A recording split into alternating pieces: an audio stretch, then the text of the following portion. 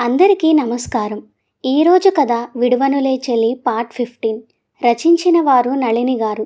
ఇక కథలోకి వెళ్తే, అన్నం కూరలు వండినవి వండినట్టే ఉండడంతో ఆమె కూడా భోజనం చేయలేదు అని అర్థమై కోపంతో ఏయ్ అని పిలిచాడు గట్టిగా అభి.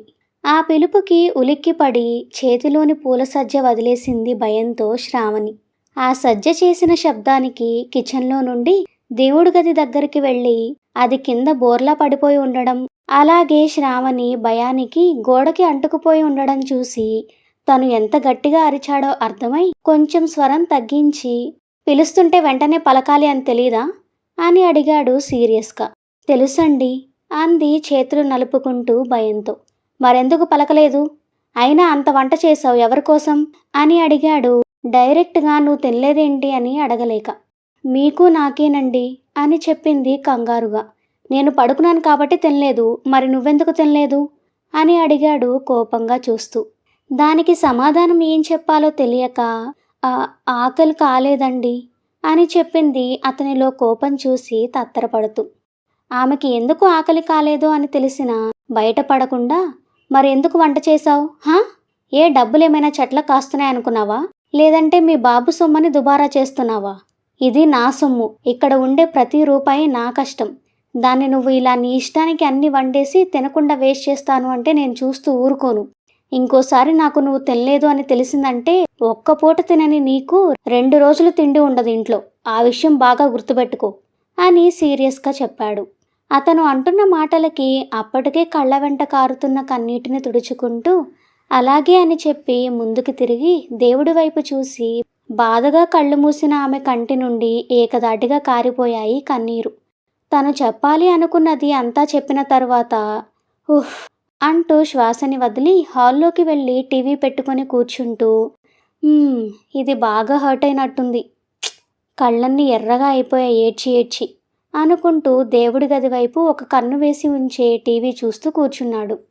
10 నిమిషాలకి పూజ అయిపోగా ఇల్లంతా అగర్బత్తి వాసనతో నిండిపోయి శ్వాస ద్వారా అతని గుండెకి చేరగా అప్పటి వరకు మైండ్లో ఉన్న చిరాకంతా పోయి కళ్ళు మూసుకొని ఆ వాసనకి దేవుడి గది వైపు తల తిప్పి చూశాడు. భక్తిగా దేవుడికి దండం పెట్టుకుంటూ కనబడింది ఆమె. గట్టిగా దీని వయసు 19 ఉంటాయేమో, మరి ఈ వయసులో దీనికి ఈ దేవుడి పిచ్చేంటో అనుకుంటూ కాఫీ అని అరిచాడు గట్టిగా. ఆ అరుపుకి వెంటనే దేవుడికి దండం పెట్టుకోవడం అయిపోవడంతో 2 చెంపలు చిన్నగా వాయించుకొని కంగారుగా వంటింట్లోకి వెళ్ళింది శ్రావణి. అది చూసి ఆ తర్వాత పూర్తిగా టీవీ వైపు తిరిగి కూర్చున్నాడు అభి. 5 నిమిషాల్లో అతని దగ్గరికి కాఫీ తీసుకువెళ్ళి చేయి చాపుతున్న అతనికి కప్పు ఇవ్వకుండా ఎదురుగా ఉన్న టీపాయ్ మీద పెట్టేసి అక్కడి నుండి బయటకు నడిచింది ఆమె. ఆమె అలా చేస్తుంది అని ఊహించని అతనికి అది అవమానంగా అనిపించి కోపంగా వెళ్తున్న ఆమె వైపు చూశాడు. తల ఆరబెట్టుకోవడం కోసం తలకి ఉన్న టవల్ తీయగానే ఒక్కసారి కిందకి దూకింది పొడవాటి ఆమె జుట్టు. దాంతో తలని ఒక్కసారి విదిలించి జుట్టు సరిచేసుకుంటూ బయటకు అడుగు పెడుతున్న ఆమెనే కన్నార్పకుండా చూస్తూ ఉండిపోయిన అతను ఆమె బయటకు వెళ్లడం చూసి ఏయ్ ఇటురా అని అరిచాడు గట్టిగా. దాంతో గిర్రున వెనక్కి తిరిగి మళ్ళీ లోపలికి వచ్చింది ఆమె. అతని దగ్గరికి వెళ్ళి ఏంటండి అని అడిగింది, టవల్ని భుజం మీదకి వేసుకొని విప్పిన జుట్టుని మళ్ళీ ముడిపెడుతూ. దగ్గరగా వచ్చిన ఆమె నుండి షీకాయ వాసనతో పాటు చందనం వాసన కూడా కలిపి రావడంతో ఆమెనే చూస్తూ ఏంటి కాఫీ చేతికి ఇవ్వకుండా అక్కడ పెట్టేసి వెళ్ళిపోతున్నావు అంటూ పైకి లేచి నిలబడ్డాడు. కొడతాడేమో అని 2 అడుగులు వెనక్కి వేసి బిత్తర చూపులతో అతన్ని చూస్తూ నా చేతులతో ఇస్తే మీకు నచ్చదు కదండి అందుకే అని చెప్పింది భయంగా చూస్తూ అతన్ని. ఆహా, నేను చెప్పాను ఆ మాట? అయినా దీనిలో నచ్చడం నచ్చకపోవడం ఏముంది? నాకు రోజు మా డాడీ కాఫీ ఇస్తారు, ఇప్పుడు నువ్విస్తున్నావు అంతే కదా అని తన మాటలు తనకే తేడాగా అనిపించడంతో మా డాడీ లేనప్పుడు మా పని మనిషి కూడా నాకు కాఫీ ఇస్తుంది, కాబట్టి దీనిలో నచ్చడం నచ్చకపోవడం ఏం లేదు, కానీ ఇప్పుడు నువ్వు చేసింది మాత్రం నాకు అస్సలు నచ్చలేదు అని చెప్పాడు సీరియస్గా తన వైపు చూస్తూ. తనని పని మనిషితో పోల్చుతున్న అతని వైపు బాధగా చూస్తూ క్షమించండి, ఇంకెప్పుడు అలా చేయను అంది. అని కాఫీ కప్ వైపు చూశాడు అభి. అతని చూపుకి అర్థం తెలిసిందేమో, వెంటనే ఆ కప్పు తీసి అతని చేతికి ఇచ్చింది దగ్గరికి వచ్చి.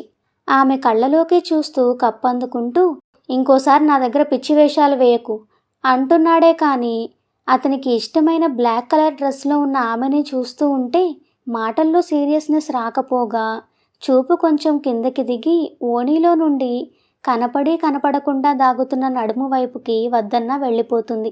కరెక్ట్గా అప్పుడే గాలికి కొంచెం ఓణి పక్కకి తప్పుకోగా గుప్పెడు కూడా లేని ఆమె నడుము మొత్తం అతని కంట్లో పడి ఒంట్లో కంగారుని తెప్పించగా చేతిలోకి వచ్చిన కప్పుని వదిలేశాడు. చేతిలోని కప్పు వదిలేసి వెంటనే వెనక్కి తిరిగి నించున్నాడు టెన్షన్గా.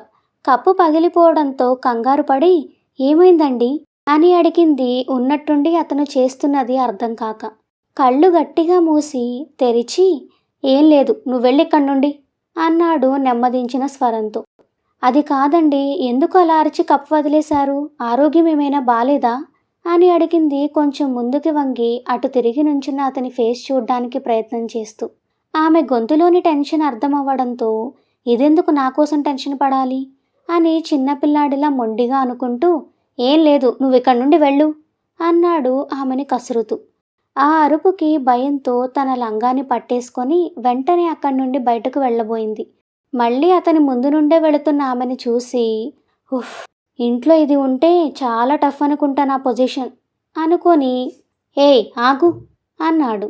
దాంతో వెనక్కి తిరిగి చూసింది బెదురు కళ్ళతో అతన్ని. నువ్వు ఈ డ్రెస్ ఎందుకు వేసుకుంటున్నావు? ఇవి రోజు వేసుకునేవి కావు, రోజు డ్రెస్సెస్ వేసుకో అని అన్నాడు తన కన్వీనియంట్ కోసం. కానీ నాకు ఇవే అలవాటండి అని చెప్పింది మెల్లగా. అయితే అలవాటు మార్చుకో, అంతేకాని ఇంకోసారి నాకు ఈ డ్రెస్లో కనబడితే మాత్రం అస్సలు బాగోదు అని అక్కడి నుండి వెళ్ళిపోయాడు ఫాస్ట్గా. కానీ నా దగ్గర ఇవి తప్ప ఇంకేం లేవండి, పోనీ చీర కట్టుకోమంటారా అని అడిగింది అప్పటికే రెప్పల నుండి దూకడానికి రెడీగా ఉన్న కన్నీటిని కష్టంగా ఆపుకుంటూ. తనంటే ఇష్టం లేని కారణంగా ఆమెలో ప్రతిదీ అతనికి కష్టంగా ఉంటుంది అనే బాధ ఆమెది. కానీ నిజానికి అతని బాధ వేరు పాపం. అప్పుడు కానీ కొంపలు మునగవు. అయినా పళ్ళు రాలగొట్టుకోవడానికి ఏరా అయితే ఏంటంట, అప్పుడు రెండూ ఒకటే అనుకొని వెంటనే వెనక్కి తిరిగి, నీ దగ్గర లేకపోతే నేను కొంటాను తల్లి, నువ్వు మాత్రం అవే వేసుకో అని దండం పెట్టి అక్కడి నుండి వెళ్ళిపోయాడు. వెంటనే అతని మాటల్లో కష్టం తప్ప ఇంకో అర్థం ఉంది అనిపించక బాధగా అక్కడి నుండి బయటకు వెళ్ళి కూర్చుంది మామగారి కోసం ఎదురు చూస్తూ. ఎప్పుడు తన మనసు బాధపడినా తల్లిలా లాలించి తండ్రిగా ఆదరించే మామగారే ఆమెకి ఆలంబన. ఎదురుగా ఉన్న టేబుల్ మీద గడ్డంకి చేయి ఆనించి ఆలోచిస్తూ కుర్చీలో కూర్చుంది గార్డెన్లో శ్రావణి. ఇంతలో పక్కింటి లలిత వచ్చింది ఆమె కోసం. రండి పిన్ని గారు అంటూ ఆవిడని ఆహ్వానించి కూర్చోపెట్టింది ప్రేమగా. ఏం చేస్తున్నావమ్మా ఒక్కదానివే ఇక్కడ కూర్చొని అని అడిగింది ఆమె. ఏం లేదు పిన్ని గారు, మామయ్య గారు బయటకు వెళ్ళారు, అందుకే ఎదురు చూస్తూ కూర్చున్నాను. అన్నయ్య గారు నాకు ఫోన్ చేశారులే, ఇంట్లో నువ్వు ఒక్కదానివే ఉంటావు, కాస్త చూస్తూ ఉండమని. అవునా అని సంతోషంగా అడిగి, ఉండండి మీకోసం కాఫీ తీసుకువస్తాను అంటూ లోపలికి వెళ్ళబోయింది. వద్దమ్మా, తాగి వచ్చాను కానీ నువ్వు ముందు ఇలా కూర్చో అంటూ ఆమెని పక్కన కూర్చోపెట్టుకొని, ఇంట్లో అభి లేడా అని అడిగింది లలిత. ఉన్నారండి. ఓ, మరి నువ్వు ఇక్కడెందుకు కూర్చున్నావు? ఆమె అలా ఎందుకు అడుగుతుందో అర్థం కాక ఆమె వైపే చూసింది. శరత్ అంతకు ముందే విషయమంతా చెప్పి ఉండడంతో, చూడమ్మా, మగవాళ్ళు అంటే కట్టుకున్నవాడు ఇంట్లో ఉన్నంతసేపు ఆడది ఎప్పుడూ అతని వెనకో చుట్టుపక్కల ఉండాలి, లేదంటే వాళ్ళకి పిచ్చి పిచ్చి ఆలోచనలు వస్తాయి అని చెప్పింది కొంచెం ముందుకి వంగి సీక్రెట్గా. అమ్మో, కానీ నేను ఆయన కళ్ళ ముందు ఉంటే ఆయనకి చాలా కోపం వస్తుందండి, నేను ఉండనలా అంది అమాయకంగా. అయ్యో, అలా ఏం జరగదు. అయినా నువ్వెప్పుడు తన పక్కనే ఉంటే ఎంతసేపు తిడతాడు, ఎన్నిసార్లు తిడతాడు చెప్పు? మగవాళ్ళు అలాగే ఉంటారు, కానీ ఆడవాళ్ళు వదిలిపెట్టకూడదు వాళ్ళని. ఇంకా రోజు చక్కగా వాళ్ళకి నచ్చేలా రెడీ అయ్యి నవ్వుతూ ఉండాలి. అలాగే భర్త ఆఫీస్ నుండి ఇంటికి వచ్చేటప్పటికి నవ్వుతూ అతనికి ఎదురు వెళ్ళాలి. ఇంకా ఇంట్లో ఉన్నంతసేపు అతని అవసరాలు అవి దగ్గరుండి చూసుకోవాలి.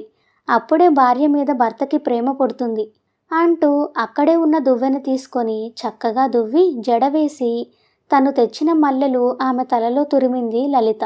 ఆమె చెప్పేవన్నీ అర్థమయ్యి కానట్టు ఉండడంతో, కానీ అంది శ్రావణి.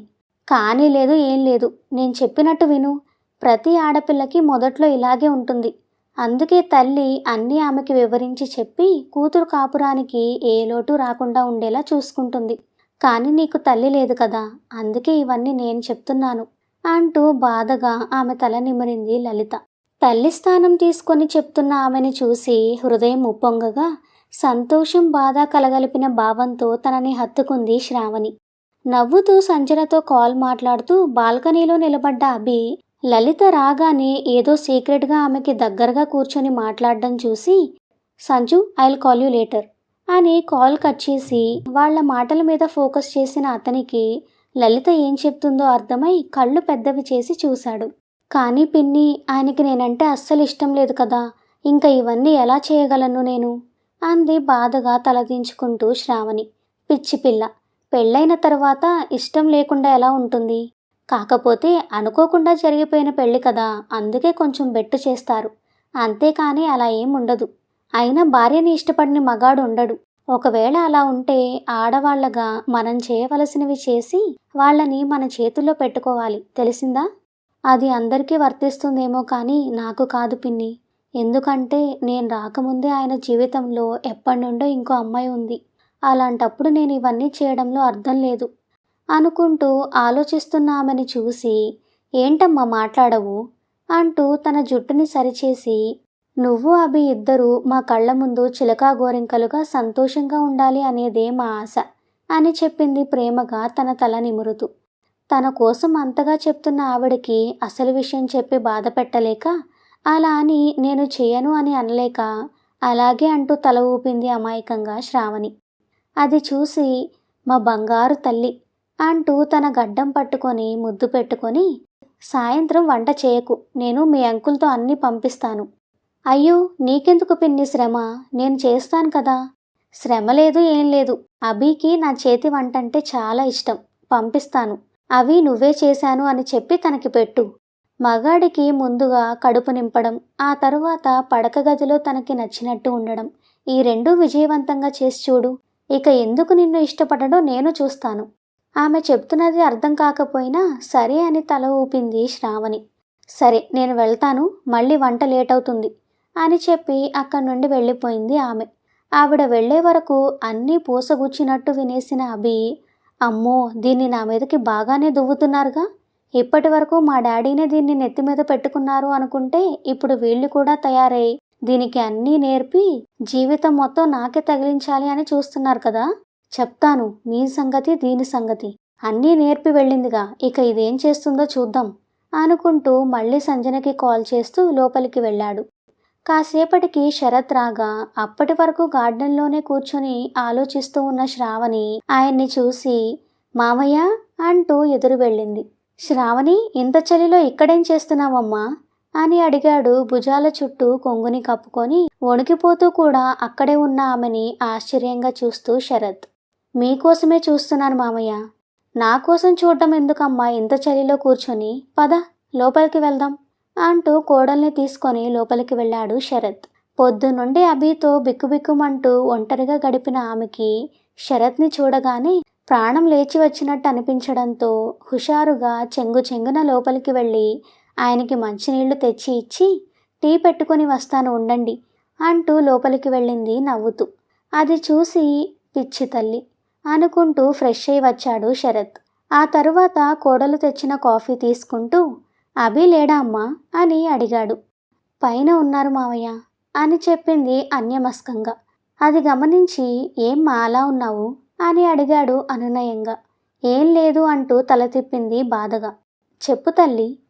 ఆయన అంత ప్రేమగా అడుగుతుంటే తన మనసులో ఉన్న బాధ అంతా బయటకు చెప్పుకొని ఏడ్చి బరువు దింపుకోవాలని ఉన్నా చెప్పి ఆయనని బాధ పెట్టడం ఇష్టం లేక పొద్దునుండి మీరు లేరు కదా మావయ్య అందుకే అని చెప్పింది.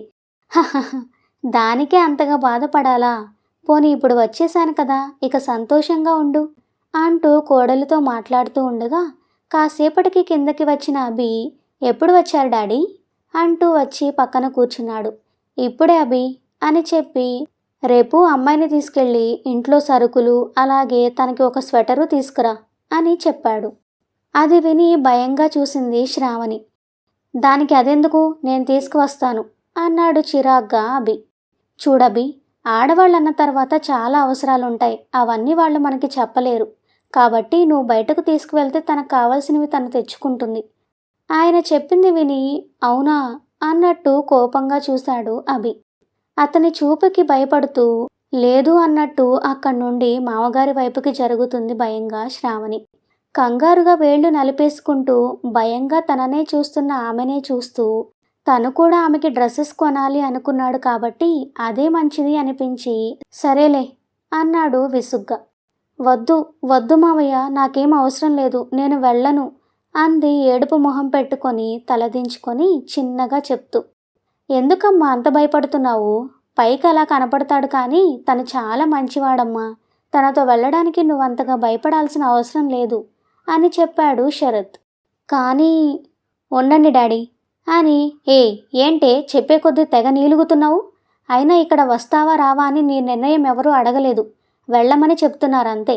నోరు మూసుకొని రేపు 10 గంటలకి రెడీగా ఉండు, లేదంటే నీకు మామూలుగా ఉండదు, తెలుసుగా నా సంగతి.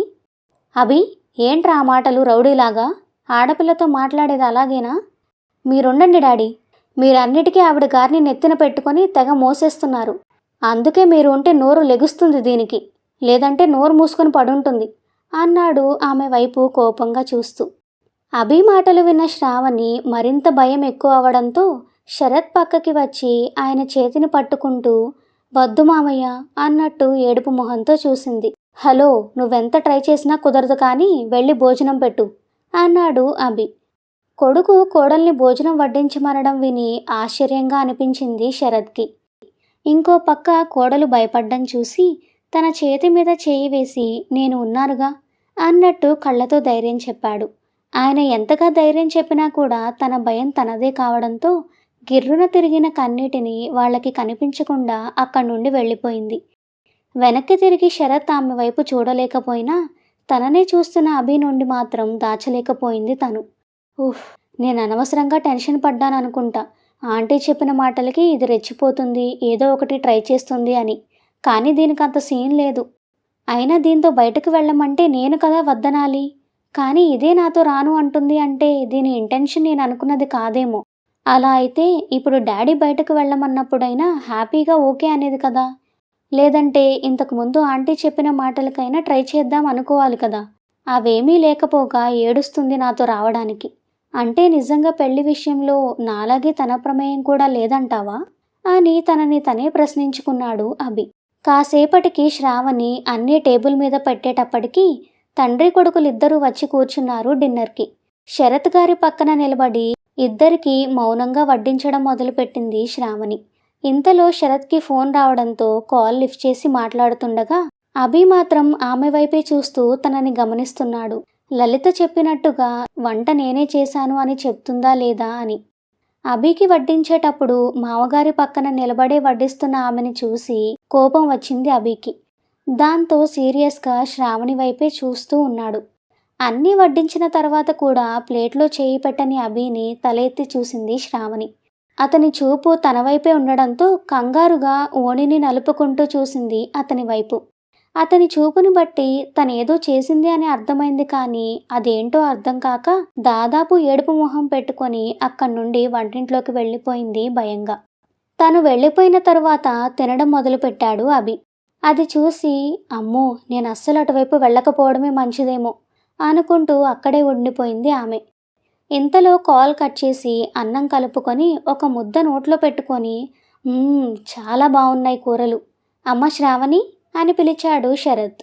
అభి చూపులకి అతని ముందుకు వెళ్ళటానికి భయంగా ఉన్న శ్రావణి మామగారి పిలుపుకి అక్కడి నుండి మెల్లగా బయటికి వచ్చి చెప్పండి మావయ్య అంది అభి వైపే చూస్తూ భయంగా.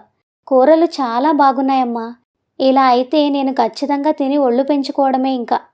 అయినా అదేంటి నువ్వు తినకుండా అక్కడేం చేస్తున్నావు, ఇట్రా అన్నాడు తన వెనుక ఉన్న కోడల్ని ముందుకు పిలుస్తూ. మెల్లిగా 2 అడుగులు ముందుకు వేసి నేను తర్వాత తింటాను మావయ్య, ముందు మీరు తినండి అని చెప్పింది కంగారుగా. ఏమైందమ్మా, ఎందుకు అలా ఉన్నావు? ఏం లేదు మావయ్య అంది వెంటనే అభి వైపు చూస్తూనే. తను బయటకు రావడమే మళ్ళీ తననే చూస్తున్న అతని చూపులు చాలా ఇబ్బందిగా అనిపించాయి ఆమెకి. ఇంకో పక్క అభి మాత్రం తను ఇబ్బంది పడుతుంది అని తెలుస్తున్నా కూడా అలాగే చూస్తూ ఉన్నాడు.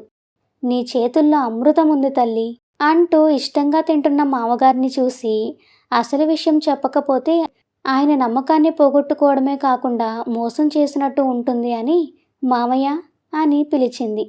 చెప్పమ్మా. ఆ కూరలు నేను చేయలేదు మామయ్య. ఏంటి అన్నాడు శరత్. తింటున్నవాడు ఆగి తననే చూశాడు అభి.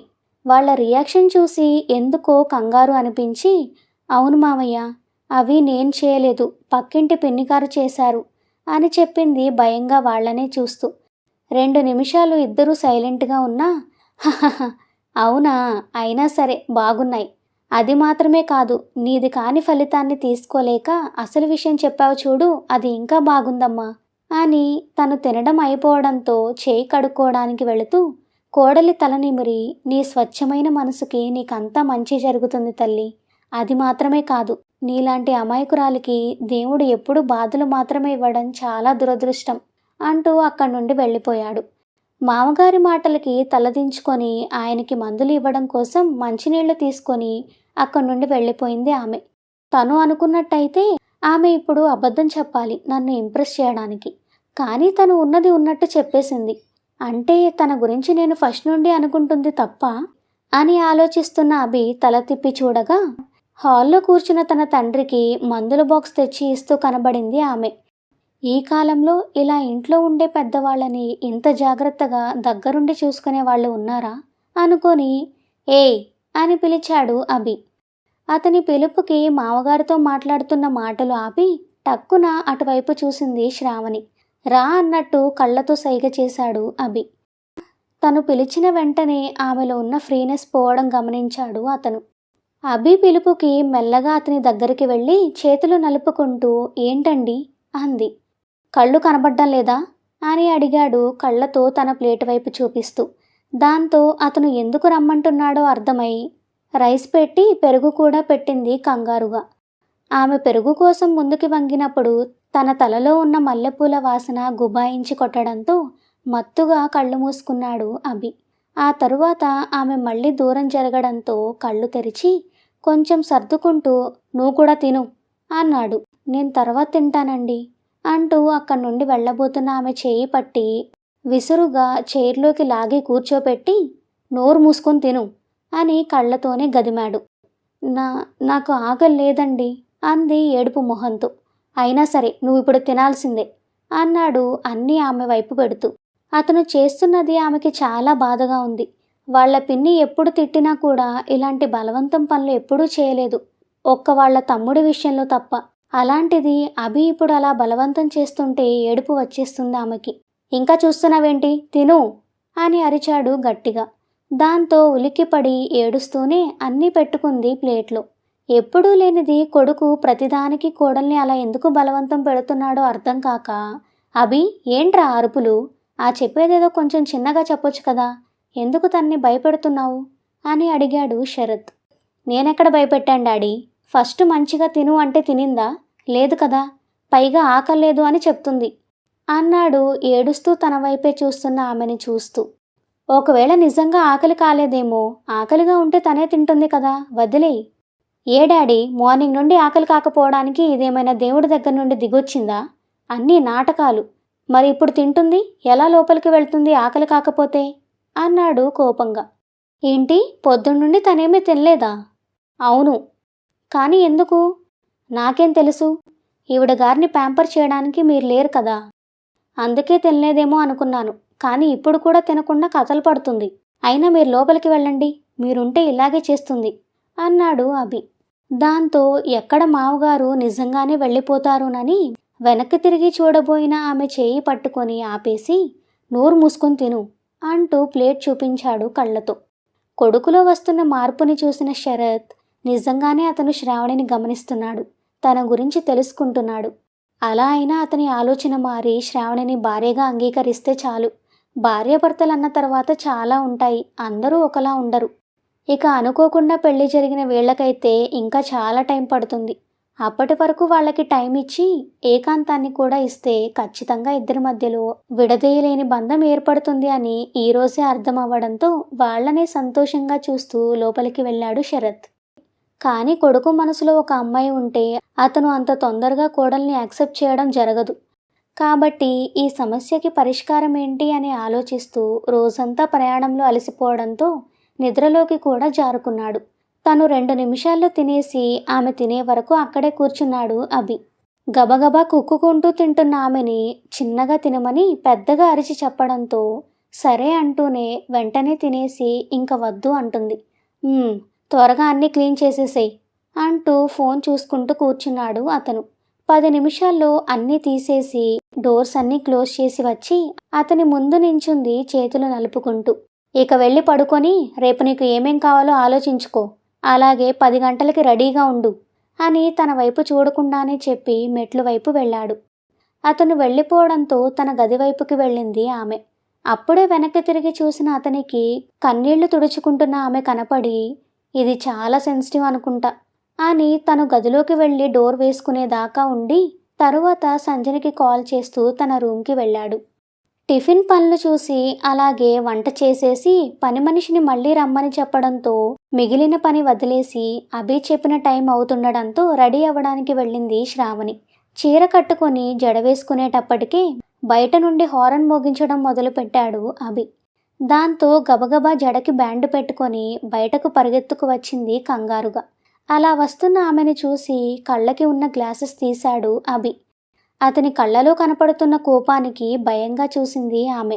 వెంటనే కారు దిగి అతను తన వైపు రావడం చూసి భయంగా 2 అడుగులు వెనక్కి వేసిన ఆమె అతను వస్తున్న వేగానికి కొడతాడేమో అని అక్కడి నుండి పరిగెత్తబోతుండగా తన చేతిని చేజిక్కించుకొని ఆమె రూంలోకి లాక్కెళ్ళాడు అభి. అతను అలా పట్టుకోగానే భయంతో మావయ్య మావయ్య అంటూ అరుస్తూ ఏడుస్తున్న ఆమెని లోపలికి తీసుకువెళ్ళి డోర్ క్లోజ్ చేసి ముయ్, ఆ నోరు ముయ్ ముందు అంటూ అరిచాడు గట్టిగా. దాంతో వస్తున్న కన్నీటిని ఆపేసుకుంటూ నోటి మీద 2 చేతులు పెట్టుకొని భయంగా అతని వైపు చూసింది శ్రావణి. స్టోరీ ఇంకా కొనసాగుతుంది. నెక్స్ట్ ఎపిసోడ్ కోసం మా ఛానల్ను సబ్స్క్రైబ్ చేసుకోండి. స్టోరీ మీకు నచ్చినట్లయితే వీడియోని లైక్ చేసి కామెంట్ చేయండి. Thank you for listening.